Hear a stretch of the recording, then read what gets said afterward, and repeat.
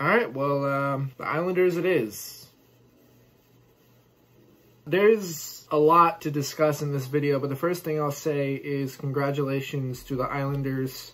Your fans have been waiting, it seems like forever, to get this late in the playoffs. It's been since 1993, 27 years until the Islanders finally made it back into the Eastern Conference Finals. So congrats, guys. I think the first thing that I really want to discuss is the Islanders team itself, more so specifically the series against the Flyers, because throughout the series you saw basically two different kinds of teams, two different kinds of Islanders teams. You got essentially game 1 through 4 and then 7, and then games 5 and 6.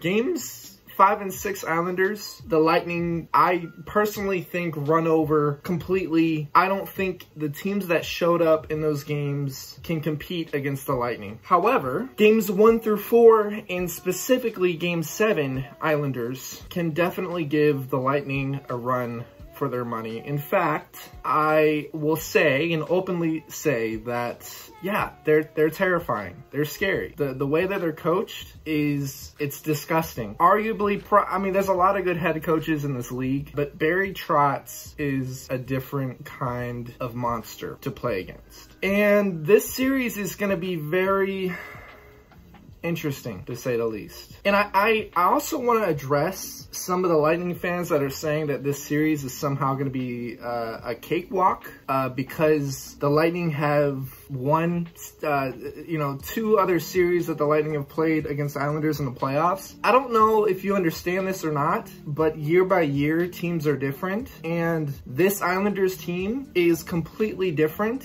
than those other 2 Islanders teams the Lightning played in the playoffs. And quite frankly, I think this Islanders team is by far the scariest Islanders team that they will have played in the playoffs. Completely different team. This Islanders team is more defensive-minded than those other teams. And I hate to bring this up again. I just think it's really ironic and it's just kind of comedic at this point. John Tavares leaves to go to Toronto, and this Islanders team shows up, and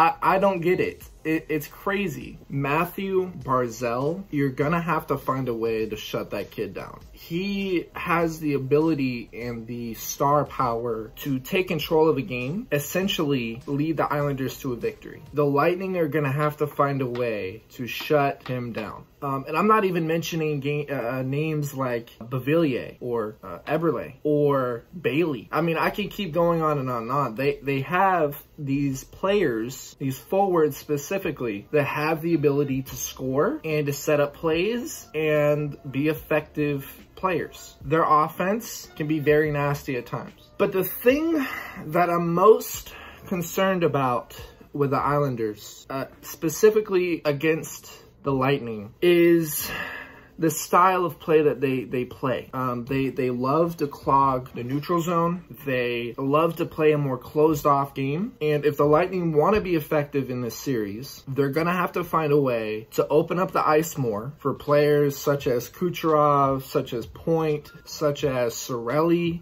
such as Gord. The fast players on the Lightning, they're going to have to utilize open ice in order to be more effective and to be the players that we know them as. And I think this is going to have to come into play with Cooper and how he coaches his team against Barry Trotz. And this, again, I hate to bring up last year's first round debacle against Columbus, but Tampa was simply out-coached by Tortorella, and Barry Trotz has the ability to out-coach the Lightning. He does. And I'm not saying that the Lightning will again be out-coached like last year, but John Cooper is going to have to really get behind this team, find an effective way to coach this team, because it's not going to be easy. This series, I'm going to reiterate this, is not going to be a cakewalk. This is not going to be another 5-game series like it was against Columbus and how it was against Boston. It's just not. Especially this late in the playoffs. It's just not a thing. I think it goes at least 6. And look, I understand. I said the same thing against Boston, the Boston series. But I truly believe that this is going to be a long series. And the last thing that I wanted to discuss is this break that the Lightning have been on.